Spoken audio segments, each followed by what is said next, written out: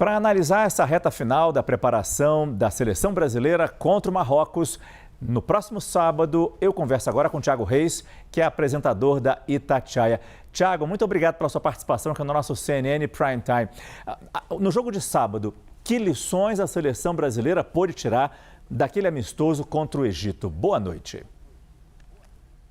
Boa noite, Márcio. Boa noite a quem nos acompanha na CNN. O técnico Carlo Ancelotti fez observações importantes. Teve a baixa do Wesley, né? Hoje tivemos o primeiro treinamento do Ederson aqui em Nova York. A CNN acompanha também a seleção brasileira. Nossa Ludmila trouxe ainda há pouco informações importantes. E claro, né? Todo tipo de acerto agora nessa reta final fundamental.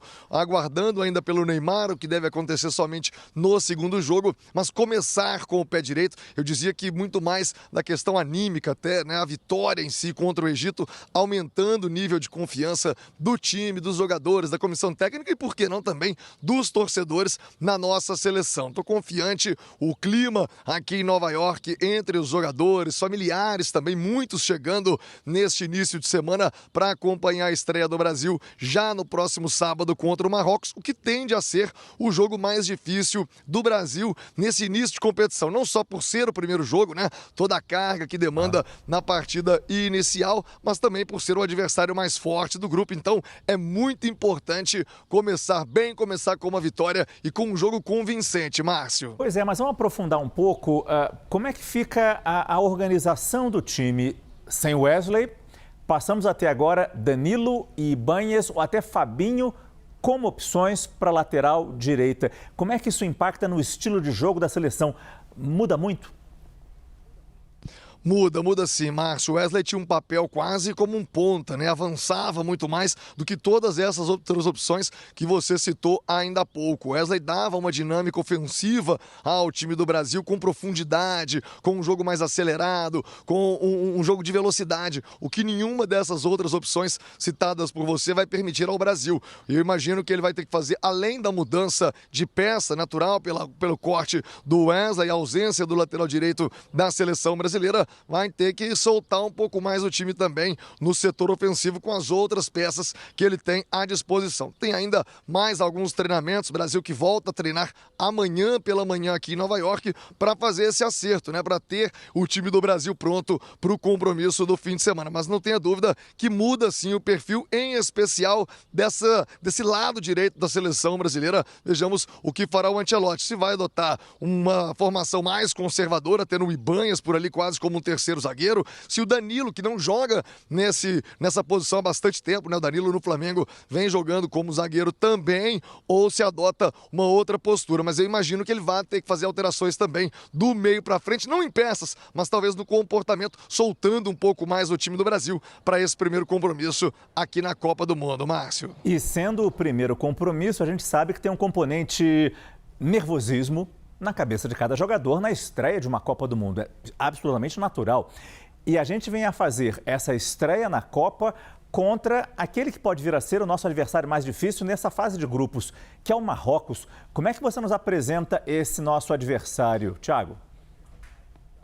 Eu não tenho dúvida que é sim o melhor time que temos pela frente nesse primeiro momento, né? Na primeira fase, é uma fase de grupos, lembrando, né? Uma Copa maior, podendo classificar até um terceiro colocado, que também tira um pouquinho dessa pressão inicial para o Mundial, mas de toda maneira tem a questão extracampo, que hoje os treinadores dizem muito do anímico, né? Da confiança dos jogadores para o restante do Mundial. Não só vencer, mas fazer um jogo convincente, né, Márcio? Que traga o torcedor junto, que aumente a confiança dos jogadores e também dos torcedores na nossa seleção. Eu não tenho dúvida que é sim o grande teste de fogo do Brasil nesse início de Copa do Mundo, obviamente por ser a primeira partida, mas principalmente por ser um adversário mais cascudo. Praticamente todos os jogadores do Marrocos atuam nas grandes ligas do futebol europeu. Então, a expectativa de um jogo muito duro, acredito num jogo de paciência, como você disse, né? A ansiedade, aquela busca pelo primeiro jogo, então não inventar tanto, uma bola mais curta,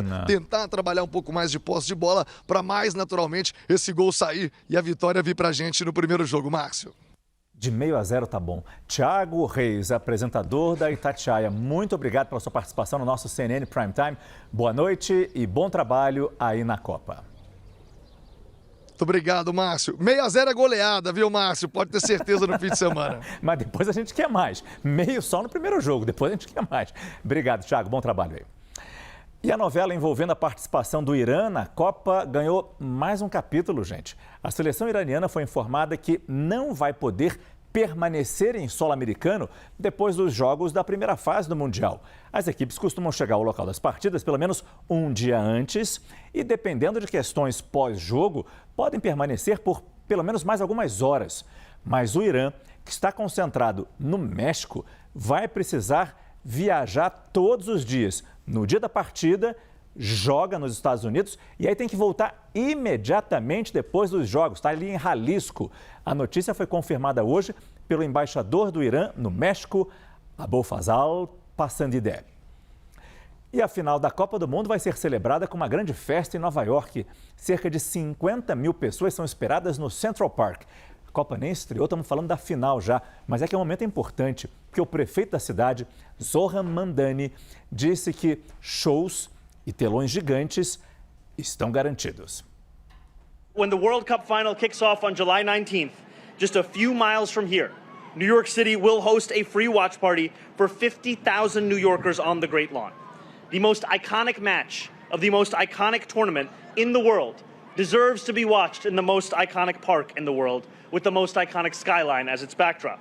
And in a moment where sports experiences and memories they create have grown increasingly unattainable for working people, we will make this viewing party 100% free. And you will need not spend thousands of dollars to watch the final alongside your fellow New Yorkers. That is what it looks like when the state and the city works together on behalf of the New Yorkers that we are so proud to serve.